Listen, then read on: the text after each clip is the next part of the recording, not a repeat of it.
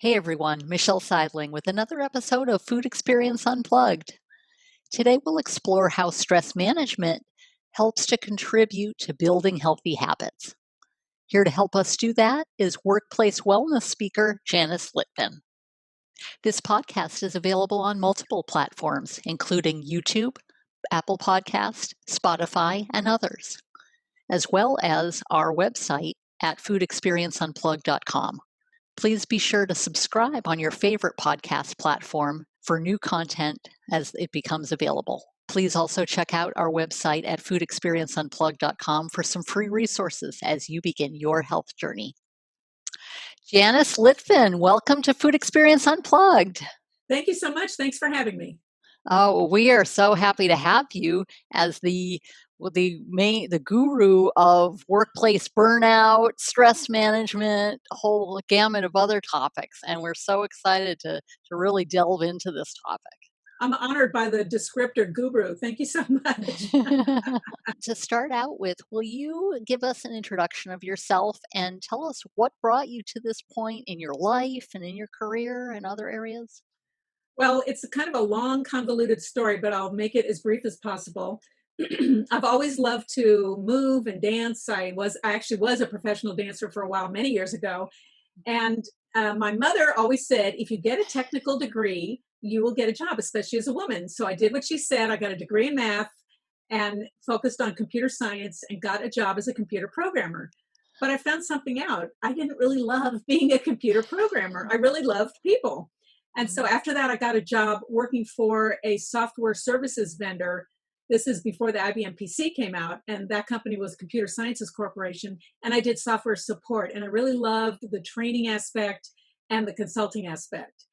And then after one mini recession we had in the 80s, I started my business, which back then was called MicroSearch, to do consulting and training. Eventually, my old boss from CSC called me one day and said, can you find me a DB2 DBA? Back then, the DB2 software was new, the DBA role was new, but I did what any good recruiter did back then before internet. I placed an ad in the San Francisco Chronicle for $700 for a 3-line ad, and I found someone. And the funny part is my mother had been a recruiter, but I never planned to be a recruiter. So suddenly we had this huge additional bond. So then I did recruiting for a long time. And then, as you know, we had this big bad recession that began in 2008. There were no jobs, so there was no recruiting.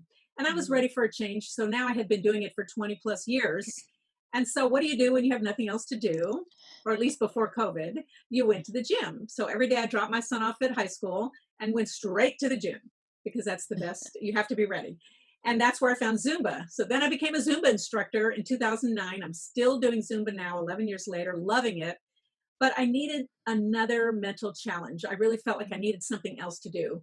So I did a lot of research and I thought, how can I combine Zumba with the workplace? And I found the world of workplace wellness. So that was several years ago. I went back to school to study personal training for the psychology, the nutrition, the physiology, and the anatomy. And then I bundled all that up with my other background work in human resources and decided to start working in workplace wellness.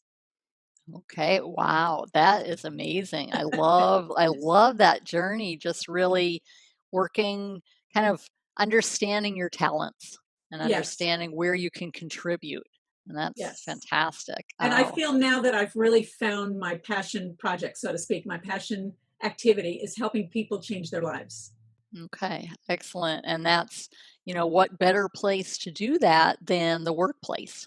Yeah, It's right. where we spend most of our time, or Absolutely many true. of us. So, absolutely.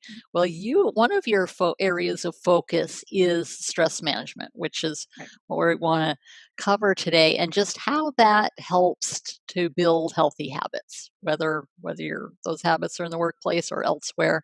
But to kind of start off, I guess, on a technical note, so to speak, what is stress? We kind of know what it is, but from your professional point of view, what is it? Mhm. Well, it's interesting. I think a lot of people, like you say, kind of know when they're stressed. But from a technical point of view, and this definition comes from my sports background and the American College of Sports Management, which is the grandfather of all sports and fitness associations, they say the body's response to any demand for change.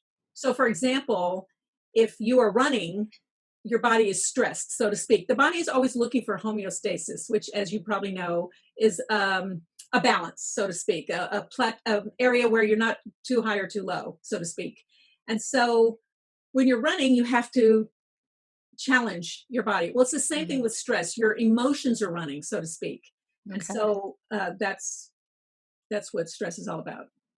Okay. So your emotions are running, and that can be positive or negative. Yes, that's right. Oh. So, yes. So, speaking of positive stress, I was thinking about this before our call today, and Kelly McGonigal has really written a fantastic book about it. But if you think about positive stress, if you look at a fireman running into a building, that person is qualified and trained, but they have to get their body, their whole heart and mind and soul, and especially their mind, into gear. So that is an example of positive stress. They have to get their body up, like I said before, running, get their whole body up and running mentally and physically and emotionally to go into that burning building. Of course, they have training and they know what they're doing, but they're relying on their thinking part of their brain, not the emotion primarily. Or if you take the example of a mother who runs into a street to protect her child, yes, it's stressful that the child ran into the street, but there's a positive benefit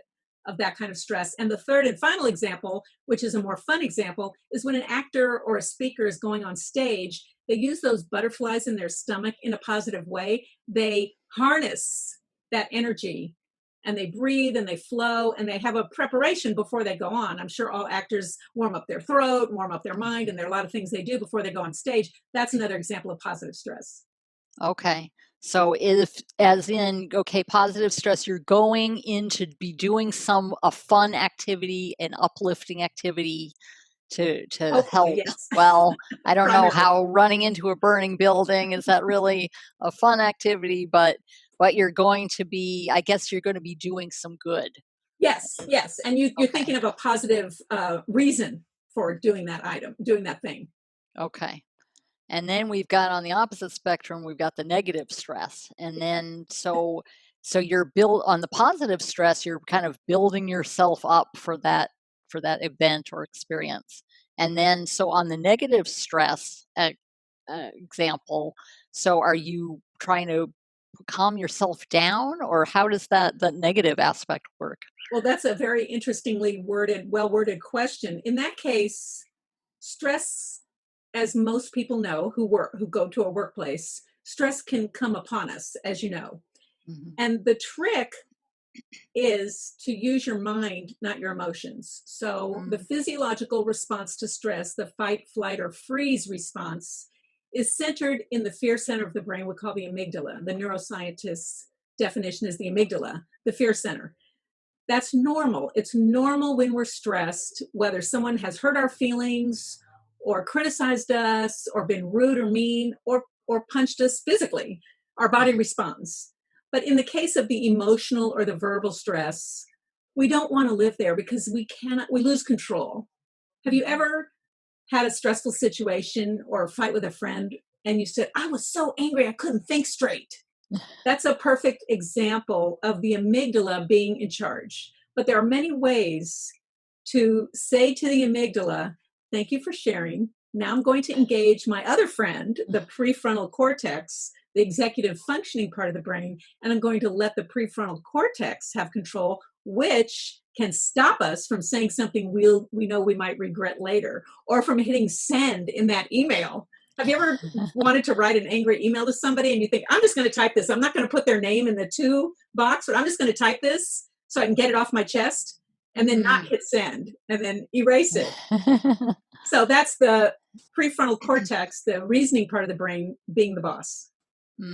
Okay. So it's really a question of, I guess, moving from a negative to a positive in terms of the stress.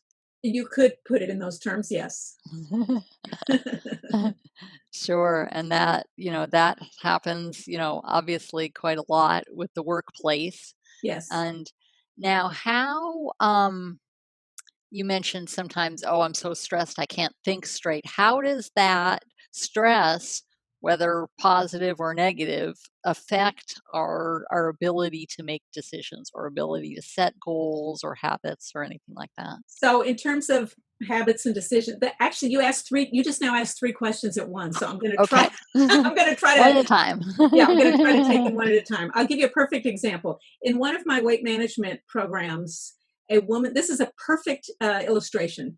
She said, I went to a party. I'm all excited. I'm going to see my friends. And she already had planned what she was going to eat. She had that all worked out. She walks in, and as soon as she walks in, she's bombarded with a friend who says something negative or critical. What to do? She somehow composed herself. She stopped, which is an acronym, which I want to talk about later, but I'll throw it in now. Stop, take a breath, observe, proceed. And that was developed by John Kabat-Zinn, the father of modern day mindfulness and meditation. She stopped herself, and she turned around and walked out, and she said, I'm going to take a walk. Very, very, very well thought out plan. She took a walk around the block. She composed herself. She breathed. She worked out all the negativity in her mind. She let it all go. She came back to the party, and she could be civil to that person and go on and have a good time. That's the prefrontal cortex at work. That's the power of the prefrontal cortex. Wow. Okay. So your ability is basically kind of nip it in the bud, just really address the issue when it first arises rather than when and then up. The stop part is really critical. She didn't react to the person. She said, hi, I've got to, then she said, I just left something in the car. I'll be right back. So she excused herself. She didn't have to be snippy. She didn't have to say anything clever. She just excused herself and left. And it was because she had the ability to stop herself from saying anything. It's the stop. Yes. That's the first step of the power. And then composing herself, thinking through how she was feeling. She didn't ignore how she was feeling. She thought it through and let it go. That was a very powerful experience for her. Yes. Now that in implementing the stop and then letting it go, is that easy for people, or is that tends to be kind of the challenge, I would think? It depends on the person. And before I give you my answer to how that works, I'm going to preface it by saying that I respect the fact that many people have clinical depression or clinical anxiety. And some of the techniques possibly can work, but these techniques are more geared to people who can choose how they want to think, feel, and behave. Okay. So it's one thing to say, I'm going to wake up today and I'm going to choose to be happy. But I have spoken to people who had clinical depression in the past or in the present and who've said to me, I wanted to feel happy, but my brain was like a gray fog wouldn't lift in my emotions. I thought that was a very nice analogy of it. So these techniques I'm about to share may or may not work with clinically depressed. I think they can contribute to your mental health, but these are more for people who can control their emotions. And so after you stop, you audit. So I call it stop and audit. It's like stop and frisk, but stop and audit. In the stress audit, and this is described in detail in this version of the book and the free version I'm going to give your listeners later. The stress audit, the stress audit gets people to stop and focus on what happened, how did I feel physically, and we can talk about physical first in a moment. But if you don't pay attention to how you feel physically, sometimes you're not even aware you're upset. In a meeting where you need to control yourself, and or in a phone call or a Zoom meeting, whatever it is, somebody might speak to you with a harsh tone of voice, or they might have that kind of angry, critical tone or facial expression, and you're trying to go on and have a grounded, responsible, mature conversation. Okay. And then after, you're like, wow, that guy was kind of a bully. I didn't really like that. And then you begin to feel your body was telling you the whole time how it was reacting. But if you really stop and think, what is my body? How did my body react? You can know. And some people have knots in the stomach. Their heart might race. Their palms might get sweaty. There are all kinds of physiological reactions in stress. So the first thing is the physical. And then how did I feel? Did I feel hurt, angry, sad, lonely, tired? All the gamut of emotions. Frustrated, angry is a big one.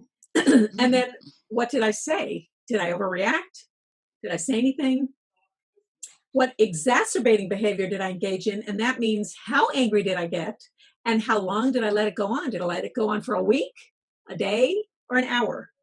I used to be the kind of person that would get really angry. Let's say the bully conversation, I'd get really angry and I would talk about it all day long for a week, drive my family and friends crazy. And then I learned everything that I've written about in my book, I've learned and I've put into practice myself. Not that you're ever there, but you're striving for that higher level.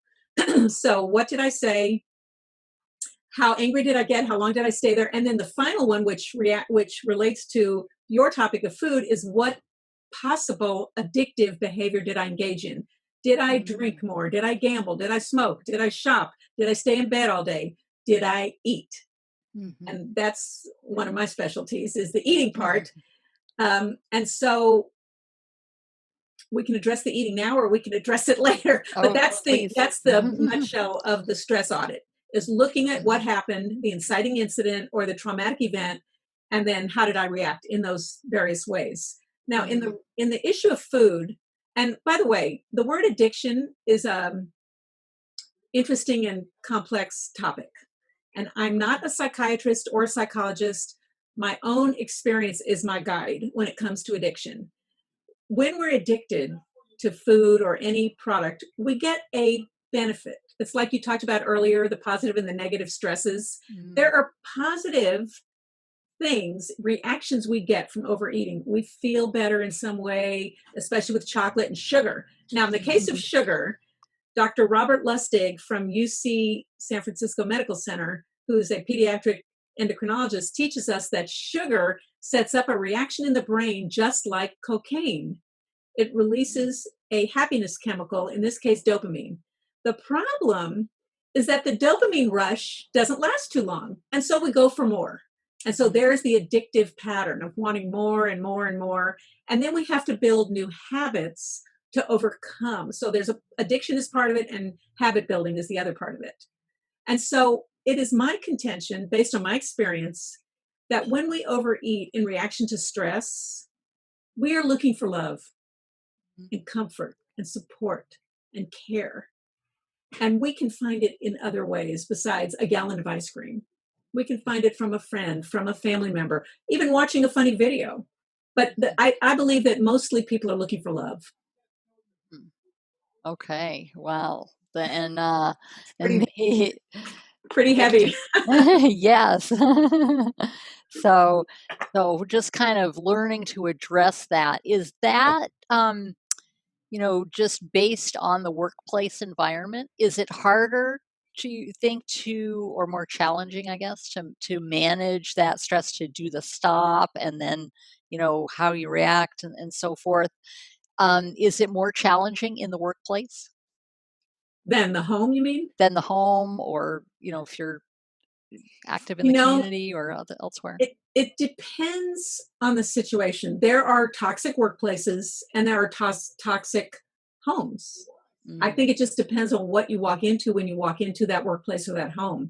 Hopefully, you're surrounding yourself at home where you have some more control with people who love you and care about you and treat you with respect. This really opens up another can of worms called setting healthy boundaries, which is also a chapter in my book. Because if you don't learn to set healthy boundaries and communicate, and this can be done at work also, and communicate to people what your needs are, what your limits are, what you'll put up with in as respectful a way as possible. And I know it's hard in an emotional situation like a marriage or a partnership where you might have a tone of voice when someone bugs you. But knowing what your boundaries are and knowing what you'll put up with. There are a lot of people who never learned how to say no. Okay. And I was one of them. And once I finally learned how to say no, I was saying no all over the place. I was like, no, I'm not going to take you to the airport at 1:00 in the morning. No, I'm not going to do your laundry. No, I started saying no all the time. It's okay to say yes, of course, once you learn how to say no, but you have a choice. And I think that's what a lot of this is all about, is having a choice. If you have a manager that's extremely rude, it's okay to go into him or her and say, I really respect you as my manager. I learned so much from you, but I don't appreciate it when you talk down to me in front of other people, or even when we're alone. I don't mind you communicating whatever it is you need to communicate, but the anger and the tone of voice is very hurtful to me. And I would appreciate if you spoke a little more politely, or something like that. I also talk about in the book getting an accountability buddy to practice these difficult conversations that you might need to have.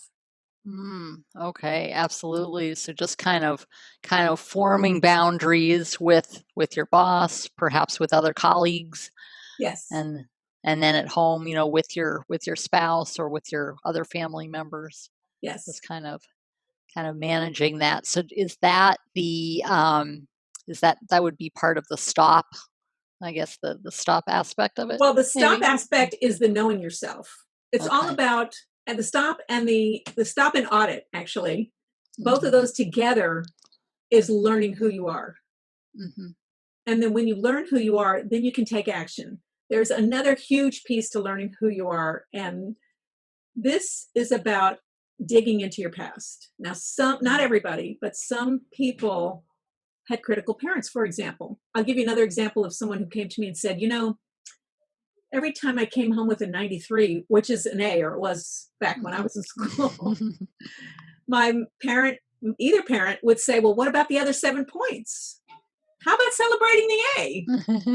I mean, getting an A, at least for me, was very hard. Mhm. Now, I know for some naturally brainy people, that's not so hard, but still, it's something to be proud of. So, why be critical? And I know there are parents, and I had a very critical, brilliant mother who did teach me to reach for more, but was very critical. And it didn't make me feel good when someone says, well, what about the other 7 points? That wasn't Mhm. it wasn't good enough. What happens when you get these messages verbally and non-verbally over your life is you begin to take it all in and believe it and internalize it, because it's your parent. That's your guide, Mhm. your leader, the person you love. And love gets all tangled up with this Mhm. critical, negative person. And you begin to develop limiting beliefs. You begin to think, I'm not good enough, I'm not pretty enough, I'm not smart enough, I'm not clever enough, I could never ask for a raise, I could never be a public speaker, I could never get what I want at work. And Mhm. so understanding yourself and whatever your limiting beliefs are help you unleash them and let them go. And that's also Mhm. part of the Banished Burnout Toolkit. Okay. So really just kind of self-reflection a lot. Yes. Yes, it's important. And the other thing that I just added, you and I were talking off Mhm. screen about keeping adding things. I just added something, which was as much pain emotionally was permeating part of my childhood. I also could forgive my mother because I loved her very much.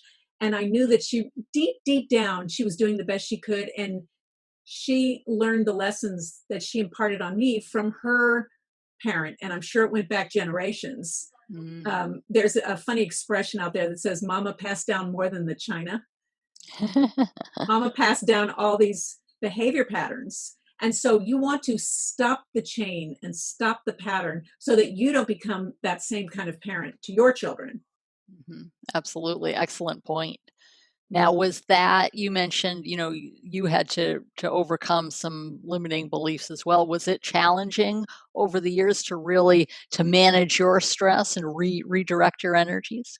Absolutely, very much so. When I was in my 20s, I exhibited all these kinds of behavior that I've described.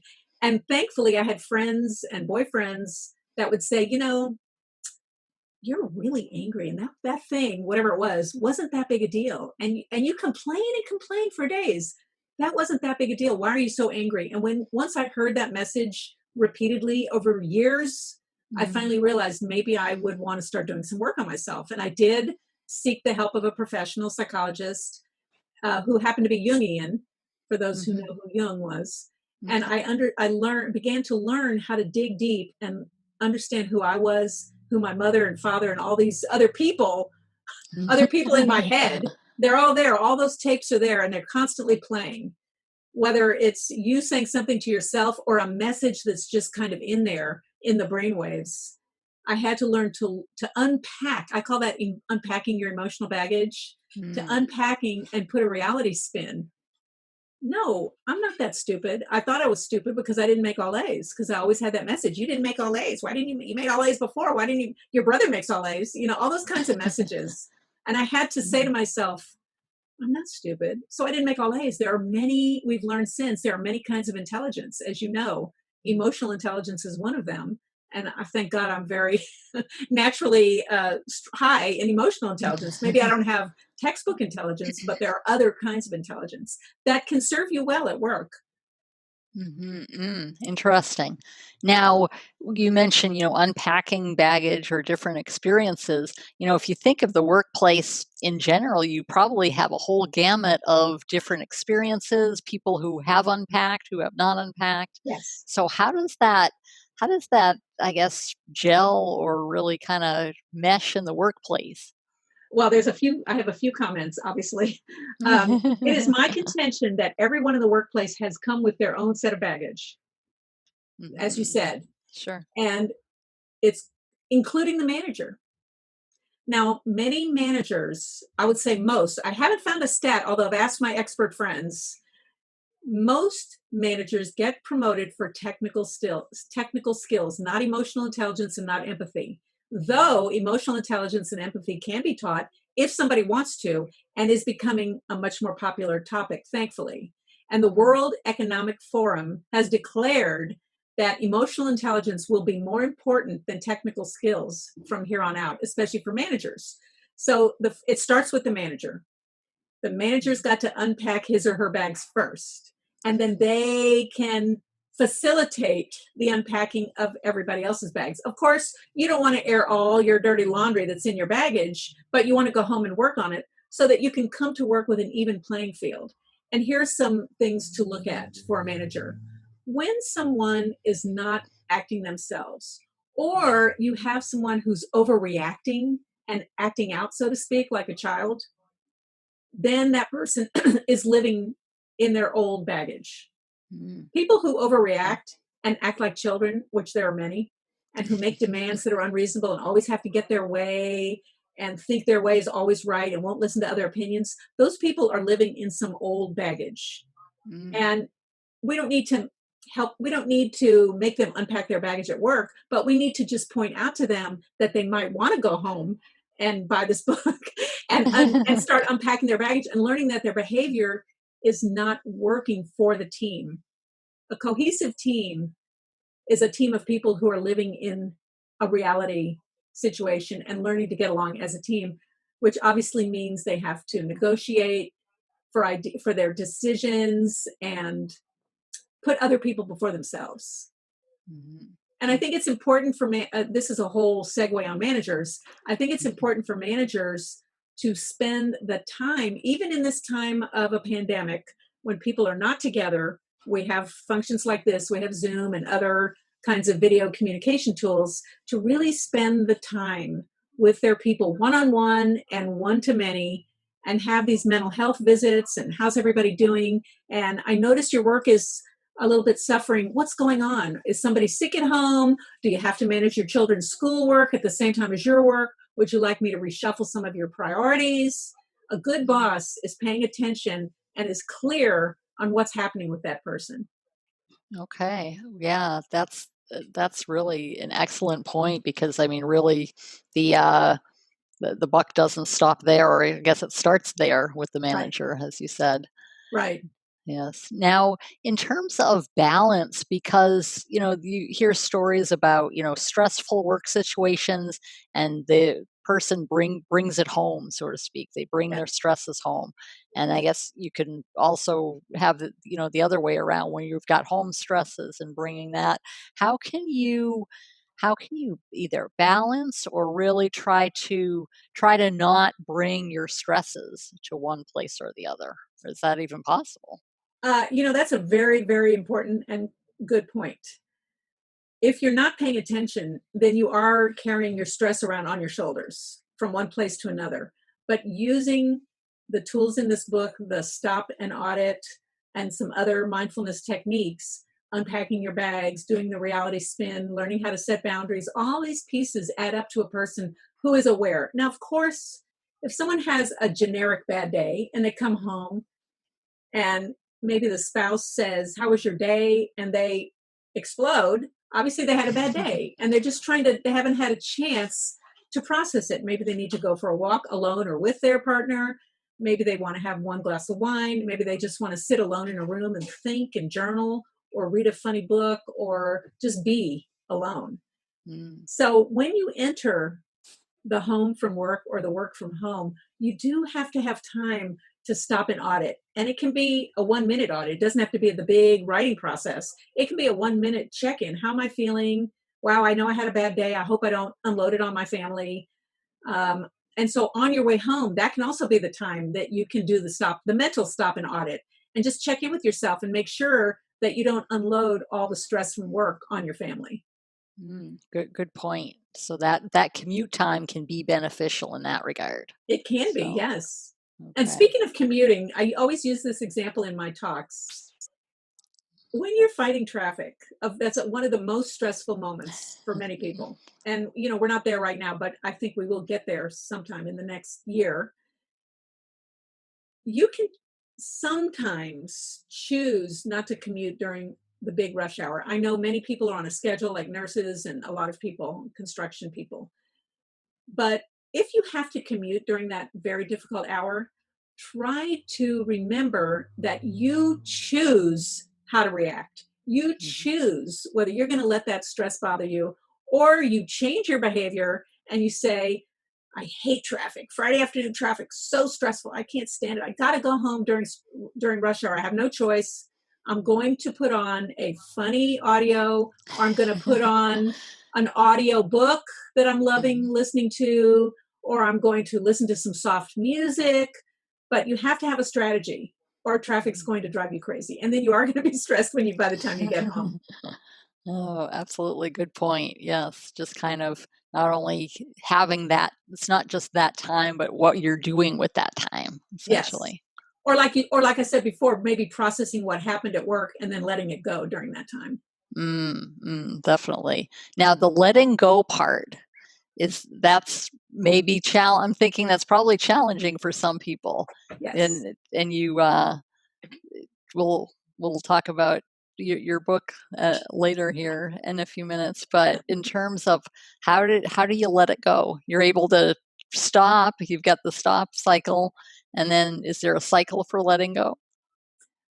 The stop and audit is the first part of the letting go. And you're right, letting go is extremely difficult.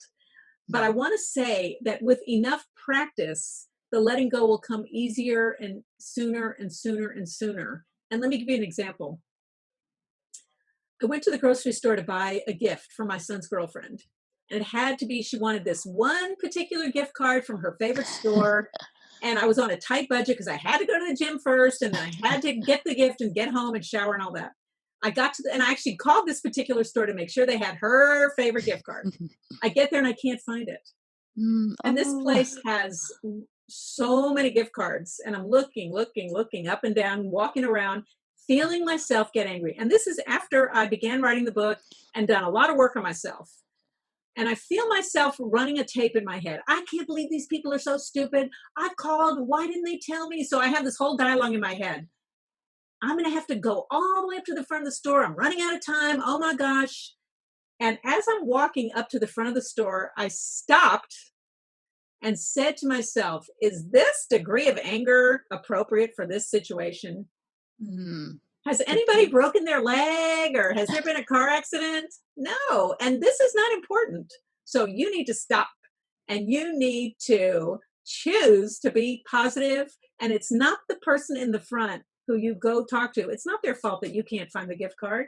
So you have to stop being so negative. And I turned it around in that moment.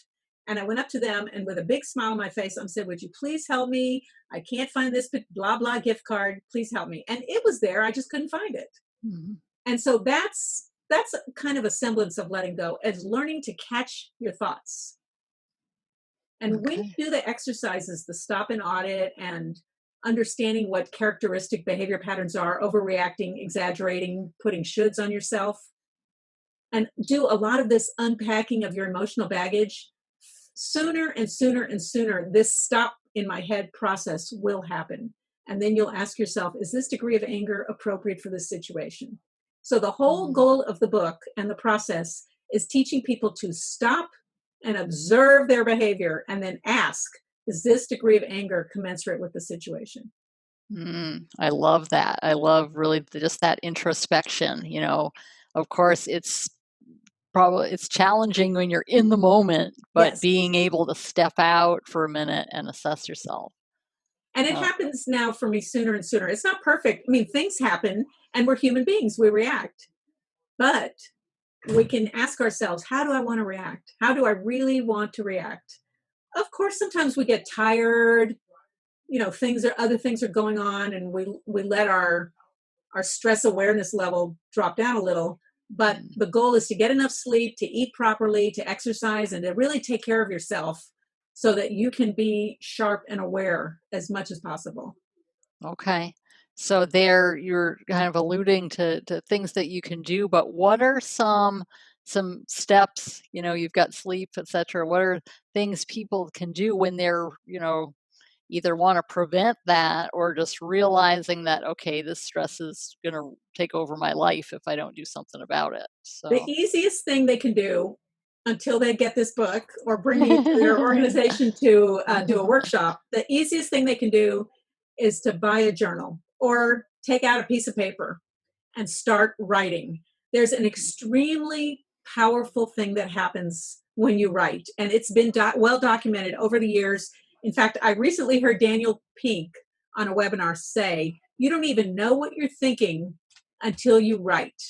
When you write, and if possible, I know there's a lot of people that like to use their phones and a lot of people type, but if you can use your handwriting with a piece of paper as you're writing the words, there's like this automatic magical process that happens. And these words just sort of land on the page. And you're like, you could look back and read it, and you go, I didn't even know I was feeling or thinking that. And stuff comes up from the past that you didn't even know applied. And I'll mm. give you an example. One day I was sneezing and I felt myself getting sick. And a friend came over and she said, oh, are you sure it's not allergies? And I got really, and that's in some ways it's an innocuous question, but I got really, really angry. We ended up having a little tiff about it. And then I decided maybe I need to write because I felt like I had overreacted and she was upset. And so I started writing. And in the process of writing, I realized that when my father was very ill, that led sadly to his demise, I Mm. got sick.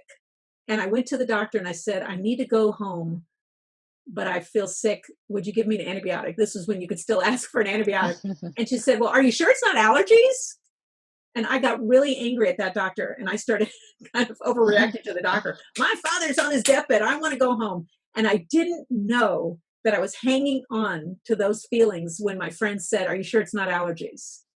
And I Mm. found that out by doing this process of writing. Wow, that's incredible. Just really bringing out the past, or I guess even making peace with the past, I suppose. Yes. And that's, again, is part of the letting go. Absolutely. So what are I'm sure you've worked with a lot of different organizations and individuals. What are some success stories or examples of people who have really learned to manage their stress and build healthy habits at work, build healthy when they go home? How have they really learned to, I guess, implement that stop and letting go and everything in between? Well, there's a number of ways. If they've worked the exercises, well, one of my favorite things to do is have a group dynamic and Mm, do this program in a workshop setting because we actually do these exercises together. And to the degree people are able and willing to share what they're writing, we actually take a few minutes and we do some writing. And then I have people work in groups of 2 or 3, and I give them some time to actually do and share what they learned. And then we come back as a group and we work through, and all kinds of issues come up. It's just amazing that another whole set of workplace issues come up. How to interact with your assistant, how to communicate with an employee that you might be struggling with if you're the manager. Just all kinds of things come up. And so that's where the power really, really happens. Yes, you have to work on yourself, and there's you and your workbook and your paper. Mhm. But in a group setting, in a group discussion, a lot of power can happen, and that's where the most impact happens. And then people can take those lessons home and take it from there. Okay. Now, have you, in your workings with the organizations or with people, have you received any feedback or things like that? Like, wow, like my stress level's gone down, or this happened, or that happened. What are some of I guess, the results of their efforts, so to speak? Absolutely. Yes. I hear from people that tell me all kinds of things. Like, I'll give you an example of a recent workshop we did. People wrote to me and said, I can't believe I got this amazing idea about engaging with my assistant. And Mm. there was another assistant in the room who had been an executive assistant for 25 years, and that was her career. And she turned around so sometimes I'm facilitating other people's ideas Mm. because I know a lot of things, but I don't know everything. And so this executive assistant turned around and said to this other woman across the room, why don't you invite your assistant to the meeting, and then she'll understand your priorities? Because the first person had been complaining, I always have to micromanage and make sure what she's working on. And she said, if you engage her in the meeting, then you can be communicating and she can understand the whole flow of work and the process. And that was an extremely powerful moment. And I thought, wow.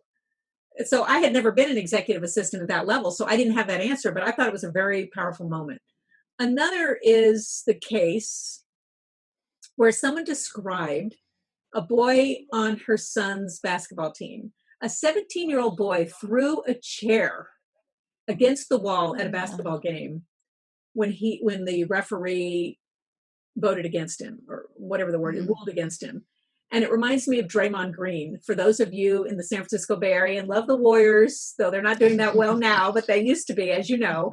And we love Draymond Green. He's an amazing player, but he used to always get so angry at the refs that he would get thrown out of the game. And this boy who threw the chair against the wall, it occurred to me that he learned that behavior somewhere. Mm.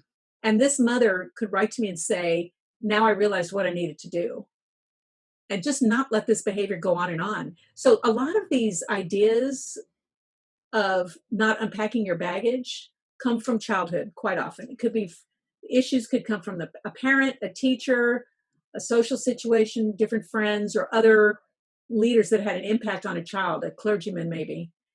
And so it's important for the parent, as they're raising their child, when they see irrational behavior, to nip it in the bud and say, we don't throw a chair at a basketball game. That's not appropriate. Because our goal as a parent, of course, is to raise a vibrant, thriving, emotionally successful child. But if you don't teach them how to behave and how to manage their emotions to the degree you can, then they're going to go out in the world and demand this is what happens. This is how you create people in the workplace who demand always winning every argument. Mm. And so Okay. a lot of these things that I teach also apply to parents teaching their children, because in the workplace, there are a lot of 2-year-olds running around the workplace who haven't unpacked their baggage. Good point. So I love that. I love how in your work just people are married, I guess unintentionally, just naturally helping each other with different comments or sharing experiences. And just really, I love how you get to the heart of the matter, like pull it out of the childhood, and just really so that the workplace is a better place. So in a recent, as an adjunct to that, in a recent workshop, a woman said, as people were working on their exercises, and I was walking around the room to see how everybody was doing, a woman said to me, I'm a glass half full kind of person. Some of these behavior issues didn't apply to me. I luckily had a really wonderful set of parents that were very positive and supported me. And I said, you're very lucky. I don't know the statistics offhand, but I'm guessing that many people didn't have that kind of luck. And it made me realize that yes, she may not need to unpack her emotional baggage, but I bet she knows somebody who does at work. Maybe she's a Mm. manager and she can help her people, or maybe she's a parent who can help a child. And so just because you yourself don't need to unpack your emotional baggage, I bet you know somebody who does. A great point, because you'll at least have that as a resource. Exactly. If you encounter someone who does, or maybe you will at a future time, and you can reflect back. Exactly. So excellent. Wow. So Janice, how can people get in contact with you for more information and to buy this great book that I see in the background? Thank you. Yes. So this is called the Banished Burnout Toolkit. It is a workbook, and every exercise has a lot of room to write. And of course, you can always buy a journal and do more writing, and I hope you will. But for you listeners, there is a first review copy. It doesn't have all the latest updates to the book, but this book will be out, or is out now. But the free version is on my website at the banishedburnouttoolkit.com. You'll put in your name and email address. You'll be able to download a version of the book, and then I occasionally will email you. I don't do a lot of emailing. I know we all get too many emails, and you can always unsubscribe, but you will be on my email list. And then the other part of my website is janicelitvin.com. If you want the latest version of the book, it's on Amazon, and it's at janicelitvin.com, and you'll click on the book tab. And Janice, Excellent. you can see, well, the letters are tiny, but Litvin is Litvin, janicelitvin.com. Excellent. Wow. Well, we will make sure that all of that information is in the show notes so people can check out the Okay. book, check out your work, and And by the way, I'm extremely active on LinkedIn. Anybody who connects with me and lets me know where they found out about me, I'll certainly say yes, and I'll respond to any messages there on LinkedIn. I love getting to know people on LinkedIn. wonderful. Excellent. Well, we will include that as well. Excellent. So, Janice, it's been a pleasure. You are a wealth of knowledge of all things workplace wellness and managing stress and everything in between. So, really, thank you for a fabulous discussion. Thank you so much. I'm so happy to have been here, and I really appreciate your time.